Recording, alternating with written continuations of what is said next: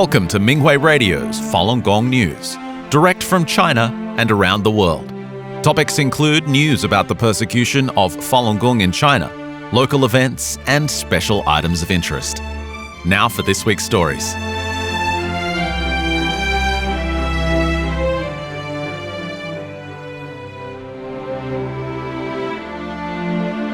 USA. California Senator Adam Schiff joined fellow representatives to co-sponsor the Falun Gong and Victims of Forced Organ Harvesting Protection Act on June 1st. The bipartisan legislation was initiated by Texas Senator Ted Cruz on March 5th and was also co-sponsored by Oregon Senator Jeff Merkley. Senator Cruz wrote, "The Chinese Communist Party operates a brutal state-sponsored organ harvesting industry that targets people for their faith. The CCP has in particular targeted Falun Gong practitioners, committing assaults on religious liberty and fundamental human rights. The United States should hold accountable those who have committed these atrocities. I'm grateful to Senator Merkley for joining me in introducing this critical bipartisan legislation and urge our colleagues to expeditiously advance it," he continued. Bill S-4009 aims to impose sanctions on those who carry out or assist in the practice of live organ harvesting. It also requires the U.S. government to conduct a full investigation into the CCP's organ transplant policies and atrocities. Several U.S. state legislatures have already passed resolutions and legislation condemning forced organ harvesting. In May of 2025, the U.S. House of Representatives unanimously passed the Falun Gong Protection Act, which was introduced by Representative Scott Perry of Pennsylvania. Increasing support for the Falun Gong and Victims of Forced Organ Harvesting Protection Act in the U.S. Senate demonstrates the growing concern for the CCP's persecution of Falun Gong and forced organ harvesting. It also reflects the rising international call to hold accountable those responsible and to stop this crime against humanity. Canada. Chinese Minister of Foreign Affairs Wang Yi arrived in the capital city of Ottawa on May 28th and met with Canadian Prime Minister Mark Carney and Foreign Minister Anita Anand the following day. Spokesperson for the Falun Dafa Association of Canada, Joel Chipkar, legal advisor for the association, Joel Etienne, international human rights lawyer David Mattis, and Falun Gong practitioners Cong Xingmiao and He Lizhi held a press conference on Parliament Hill in Ottawa on May 28th. They urged Minister Anand to raise three critical demands to Wang Yi: to end China's transnational repression on Canadian soil, to end the persecution of Falun Dafa in China, and to release 9 family members of Canadians who were unjustly imprisoned in China for practicing their faith. During Wang Yi's visit to Ottawa, practitioners also held protests at Parliament Hill, the Chinese Embassy, and outside the Global Affairs Canada office to call attention to the CCP's persecution and transnational repression of Falun Dafa. Italy. The Val d'Ambra Festival of the Regions was held in the municipality of Busine on May 16th and 17th. Falun Dafa practitioners participated by displaying paintings from the Art of Jinshan Ren exhibition. The paintings uniquely showcased an artistic style and aesthetic standard inspired by a return to traditional virtues. This exhibition has been shown in 50 countries and more than 900 cities worldwide. A local practitioner said that even 2 days after the exhibition had closed, people were still discussing it. She personally experienced the positive impact the exhibition had on the local community, awakening people's consciences and sparking widespread interest in human rights issues and the current situation in China. Some exhibition visitors even encouraged her to show the art in nearby cities and invite schools to host it. The Netherlands. Practitioners participated in the Leurs Harbor Festival in the municipality of Etten-Leur on May 24th. They told people about Falun Dafa and its principles of truthfulness, compassion, and forbearance. Many visitors were drawn to the peaceful exercise music. Some tried the exercises, and many signed petitions calling to end the CCP's ongoing persecution. The Leurs Harbor Festival is a large annual community celebration with a history of 36 years. The 2026 event featured open-air concerts, children's entertainment, family activities, sailboat exhibitions, and many other attractions.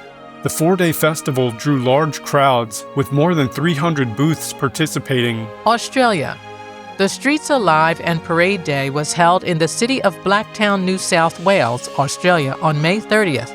It is the city's largest annual community festival.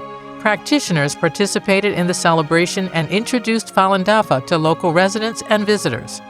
Through exercise demonstrations, cultural performances, and conversations with the public, practitioners shared the principles of truthfulness, compassion, and forbearance, while raising awareness about the ongoing persecution of practitioners in China. Many attendees stopped to learn more about Falun Dafa and expressed their appreciation for its peaceful message and universal values. The public praised the Falun Dafa group, and some said they could sense a peaceful yet powerful energy from them. In the city of Melbourne, practitioners held rallies at the Box Hill Shopping Centre on May 16th and at Dandenong Palm Plaza on May 23rd to celebrate World Falun Dafa Day. A vibrant array of traditional cultural performances drew people with diverse ethnic backgrounds to pause and watch, while officials offered their support and congratulations. Japan. The annual Vietnam Festival was held in Tokyo at the Yoyogi Park on May 30th and 31st. People from many countries and regions stopped to talk to practitioners and learn about Falun Dafa and the persecution in China. Some said that they would look into Falun Dafa, while others immediately liked and followed the Japanese event's Facebook page. Many people signed a petition calling to end the persecution after hearing about the CCP's state-sanctioned forced organ harvesting. Some people were interested in Falun Dafa and learned the exercises during the event. 2 Chinese people agreed to withdraw from the CCP and its affiliated organizations. Falun Dafa practitioners also held activities in Nagoya's downtown district Sakai on May 30th. Many people learned about the benefits of the spiritual practice and expressed their support. A man from China told practitioners that he learned about the persecution and quit all of the Chinese organizations he had joined. He was in Japan on a business trip and inquired about Shenyun. He told practitioners that he often circumvented the CCP's internet blockade in China to watch NTD TV, and he greatly sympathized with Falun Dafa practitioners who are persecuted. He shared that he had read the main text of Falun Dafa, Zhuan Falun, online. USA. The annual Lexington Discovery Day was held in Lexington, Massachusetts on May 23rd. Lexington is one of the birthplaces of the American Revolutionary War. The annual celebration drew many people. On the day of the event, the weather was mild and sunny. Light spilled over the white church spires and red brick buildings of downtown Lexington, turning the usually quiet historic town into a lively marketplace filled with laughter and celebration. Local restaurants, music schools, and health and education groups participated, and the event featured street performers, a family activity area, and a variety of specialty snacks. Falun Dafa practitioners set up a booth and demonstrated the exercises. They distributed flyers and told passers-by about how the CCP persecutes practitioners. Many people stopped at the booth, accepted flyers, and talked with practitioners. Some asked where the local group practice site was. France. People learned about Falun Gong and condemned the persecution of the practice in China during Parisian events in May. Undaunted by heat in Châtelet district on May 23rd, practitioners demonstrated the Falun Gong exercises and raised awareness of the ongoing persecution. People were moved by the practitioners' dedication, and many signed a petition calling for an end to the human rights abuses. The practitioners' event in the Belleville neighborhood on May 26 drew the attention of many tourists and locals. Some were interested in the exercises and asked for information about the local exercise site. French resident Mr. Zhang was originally from China. He said, "For China to become good, the Communist Party must be kicked out. The morality of Chinese people is declining rapidly. It is no longer a country of etiquette and ancient customs because the party despises traditional culture." He added, "Nowadays, many people in China curse the party. This means that Chinese people are waking up." Mr. Zhang took some informational materials about Falun Gong, as well as a copy of the 9 commentaries on the Communist Party to share with his friends.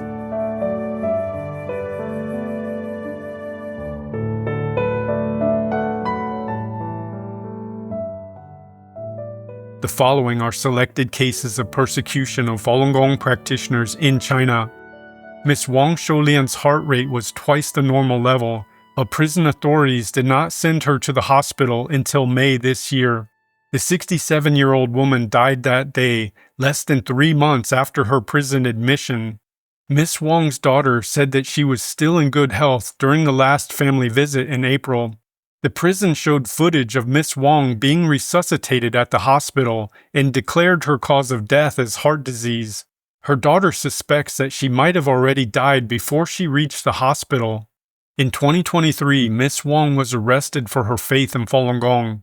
She was released on bail hours later due to her poor health.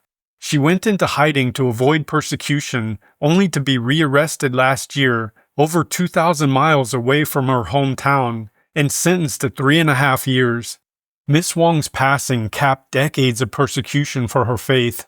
Before her latest prison sentence, she served another 3.5-year sentence from 2011.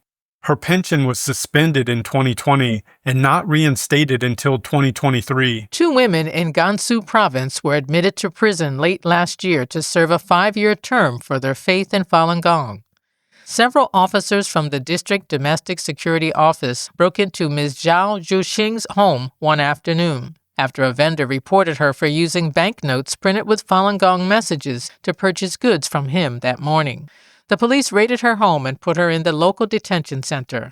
Late that night, they scaled the fence of Ms. Wang Xinghui's home and arrested her. Ms. Wang was targeted because Ms. Zhao was seen visiting her in surveillance videos.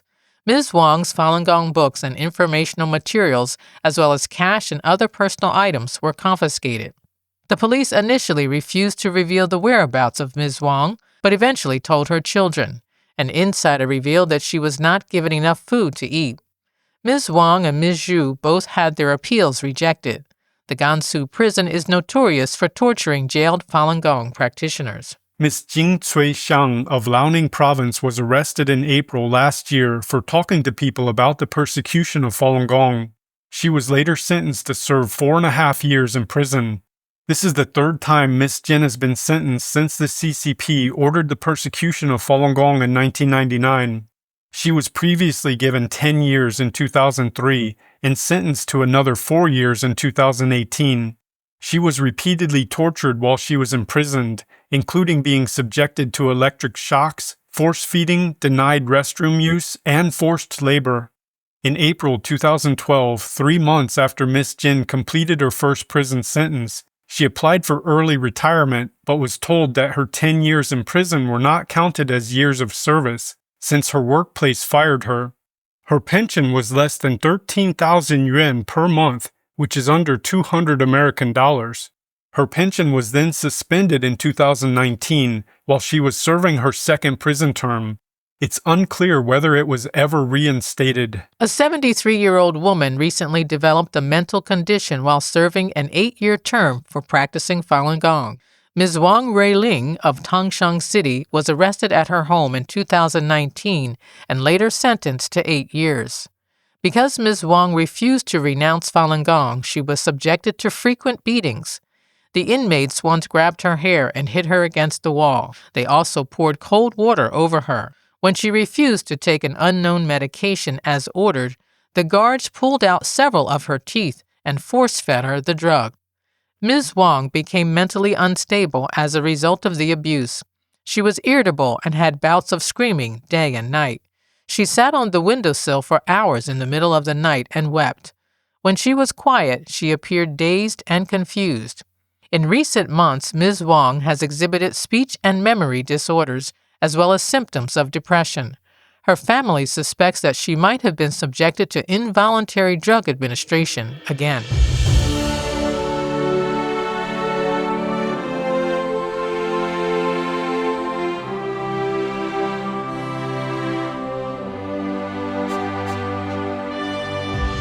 Human Rights Court rules that Serbia violated Falun Gong practitioners' rights.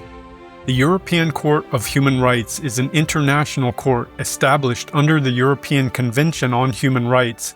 It is the most authoritative human rights judicial body in Europe, and its rulings are legally binding on signatory states, which includes Serbia.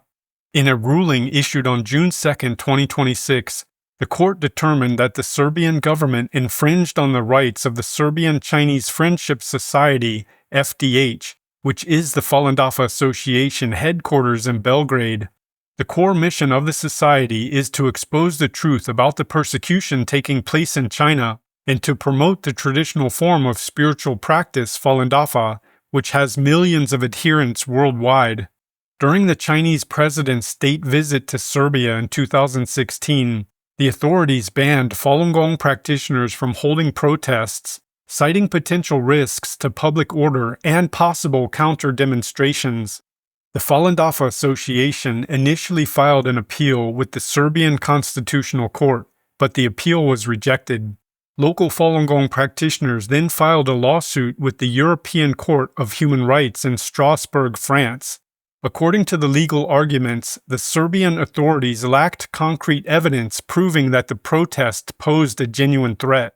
The mere possibility of dissenters gathering at the scene was insufficient grounds for banning a peaceful assembly. The European Court of Human Rights adopted this argument and ruled that Serbia violated Article 11 of the European Convention on Human Rights, which protects freedom of peaceful assembly. The chairman of the Serbian Falun Dafa Association, Dejan Markovic, said, "This is a very important decision, although it comes after 10 years. The Serbian authorities repeated this offense more than 20 times in many cities all over the country at different times by not allowing Falun Gong practitioners to execute their constitutional right, namely the right to assembly and the right to have effective legal remedy." He continued, "We hope we will not be interfered with in future activities held to raise awareness about the persecution of Falun Gong in China. These are basic rights every European citizen should have." To date, more than 20 public gatherings announced by Falun Dafa practitioners according to the law have been banned. Since 2014, when the Chinese Premier Li Keqiang visited Serbia, all protests have similarly been banned. 8 Falun Gong practitioners from many countries in the EU were illegally detained. They were released after urgent action by EU organizations.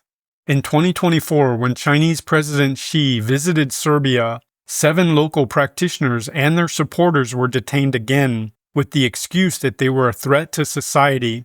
But again, the authorities did not provide any evidence to substantiate these claims. Documentary film State Organs and book Killed to Order raise awareness of crimes.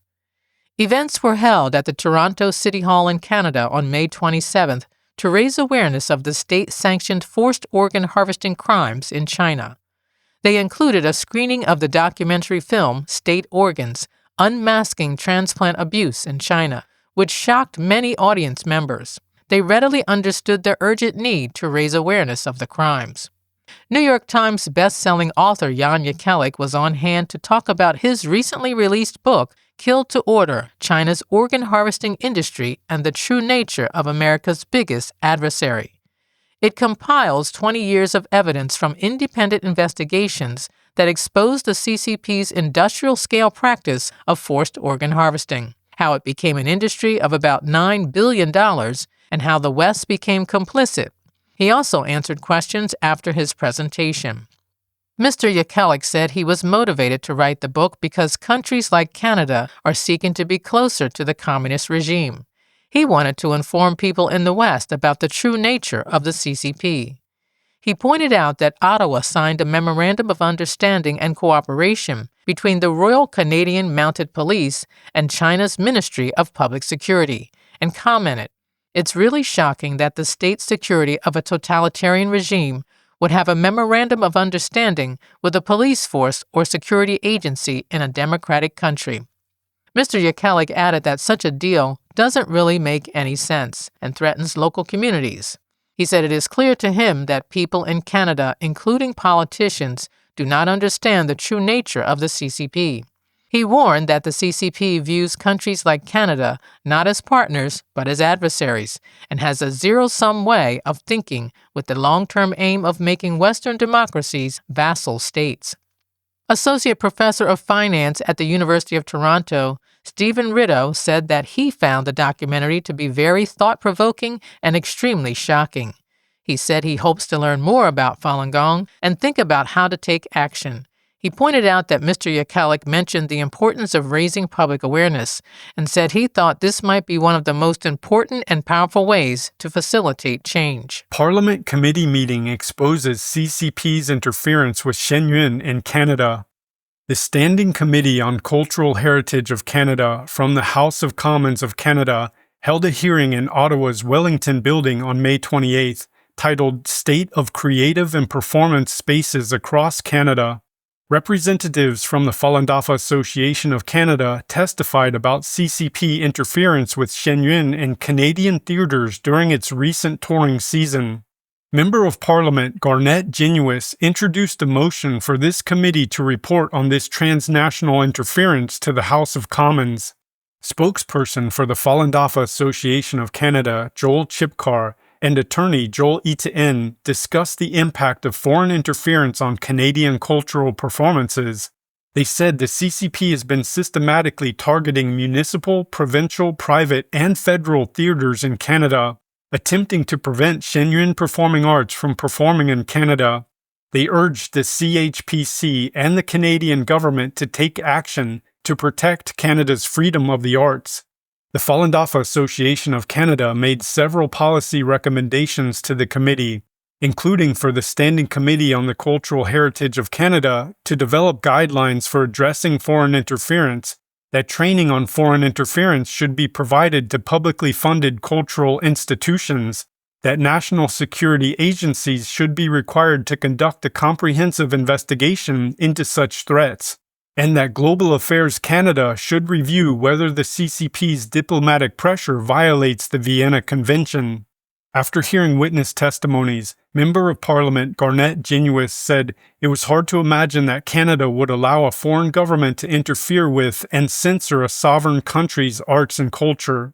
He proposed a motion suggesting that the Standing Committee on Cultural Heritage of Canada submit a report to Parliament explicitly condemning the CCP's foreign interference in Canada, including attempts to intimidate, censor, or suppress artistic expression and freedom of speech, and reiterating the importance of upholding fundamental freedoms and protecting Canadians from foreign intimidation. Genuis emphasized that the motion is clear and unambiguous. He believes it represents the common position of all political parties and allows for sending a clear and powerful message: defend the arts, defend freedom of expression, and defend Canada's sovereignty. When asked for advice to the Canadian government by Member of Parliament Rachel Thomas, the attorney Etienne recommended that the government should call on the Canadian Security Intelligence Service, the Royal Canadian Mounted Police, and Global Affairs Canada to respond to the threats and intimidation campaigns by the Chinese regime. Mr. Etienne also listed several other recommendations by the Falun Dafa Association of Canada, including for the Department of Canadian Heritage to establish federal guidance and response protocols for publicly funded cultural institutions facing foreign state intimidation. He said publicly funded venues and crown corporations such as the NAC should also receive training on foreign interference, transnational repression, and diplomatic pressure tactics. He also said the NAC should be directed to offer Shenyun dates to perform in Ottawa.